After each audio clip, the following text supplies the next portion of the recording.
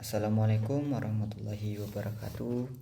Sebelumnya perkenalkan, nama saya Muhammad Zahirul dari Fakultas Ekonomi dan Bisnis. Di sini saya ingin membuat video dari mata kuliah Manajemen Sumber Daya. Di sini saya ingin membahas tentang teori keadilan. Nah, teori keadilan adalah merinci kondisi-kondisi yang mendasari seorang pekerja akan menganggap adil dan masuk akal. Insentif keuntungan dalam pekerjaannya. Teori tersebut dikembangkan oleh Adam pada tahun 1963 dan teori ini merupakan dari teori proses perbandingan sosial. Komponen utama dari teori ini adalah input, hasil orang bandingan, dan keadilan ketidakadilan. Nah, input adalah sesuatu yang bernilai bagi seseorang yang dianggap mendukung pekerjaannya, seperti pendidikan, pengalaman, kecakapan, dan banyaknya usaha. Dan peralatan dianggap bernilai bagi seseorang yang diperoleh dari pekerjaan yang digunakan untuk pekerjaannya. Hasil adalah sesuatu ya, misalnya upah atau gaji, keuntungan sampingan untuk berhasil atau ekspresi diri. Menurut teori ini, seseorang menilai secara jujur hasilnya dengan membandingkan hasilnya. Rasio inputnya, rasio input dari seseorang, orang bandingan mungkin saja dari seseorang dalam organisasi. Teori tidak memerinci bagaimana seseorang memilih orang bandingan atau beberapa banyak orang bandingan yang akan digunakan. Terus yang B, teori pertentangan. Nah, teori pertentangan yaitu dari Locke menyatakan bahwa kepuasan atau ketidakpuasan terhadap beberapa aspek dari pekerjaan mencerminkan penimbangan dua nilai.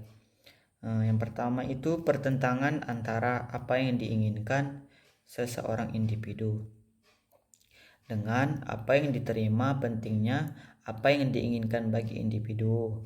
Kepuasan secara keseluruhan bagi seseorang individu adalah jumlah dan kepuasan kerja dari setiap aspek pekerjaan dikalikan dengan derajat pentingnya aspek pekerjaan bagi individu.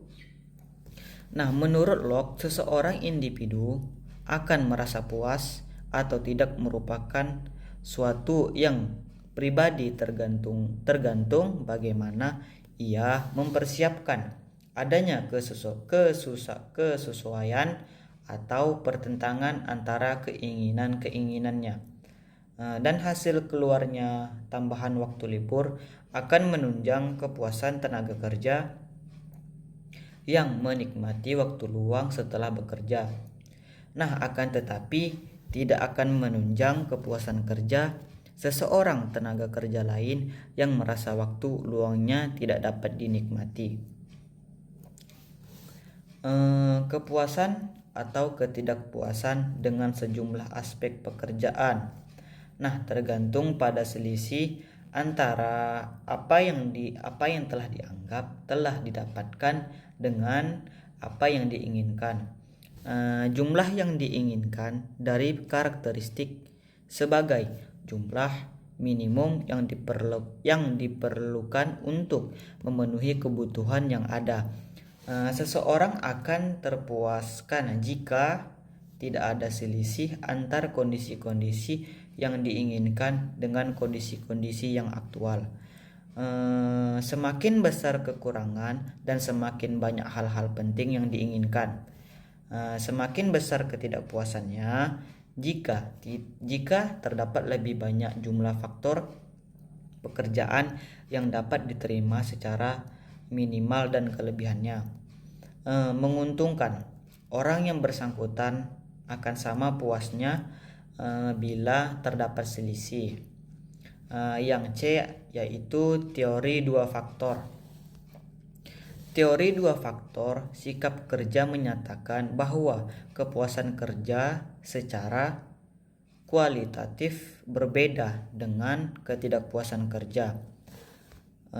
Menurut teori ini, karakteristik pekerjaan dapat dikelompokkan menjadi dua kategori. Yang satu dinamakan dysspheres atau Huygens factors dan yang lain dinamakan satisfiers atau motivator. Huygens faktor meliputi hal-hal seperti gaji, pengawasan, hubungan antar pribadi, kondisi kerja, dan status. Karyawan hanya terpuaskan jika terdapat jumlah yang memadai untuk faktor-faktor pekerjaan yang dinamakan satisfiers. Satisfiers adalah dua karakteristik yang relevan dengan kebutuhan-kebutuhan urutan kerja lebih tinggi seseorang serta perkembangan psikologinya. Nah, dan mencakup pekerjaan yang menarik, penuh tantangan, kesempatan dengan untuk berprestasi, penghargaan dan promosi.